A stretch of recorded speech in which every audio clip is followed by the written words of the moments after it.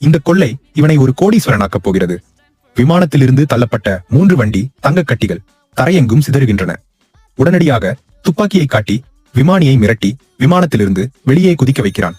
சரியான தருணத்தில் அவனது கூட்டாளி விமானத்தின் வேகத்தை உச்சக்கட்டத்திற்கு முடுக்கி விடுகிறான். இன்ஜினின் பிரம்மாண்டமான உருமலுடன் விமானம் கட்டுப்பாட்டை இழந்து ஓடுதளத்தை விட்டு விலகி வெளியே பாய்கிறது. அதன் வழியில் இருந்த பல டஜன் சொகுசு கார்கள் அவ்வளமாக நொறுங்குகின்றன.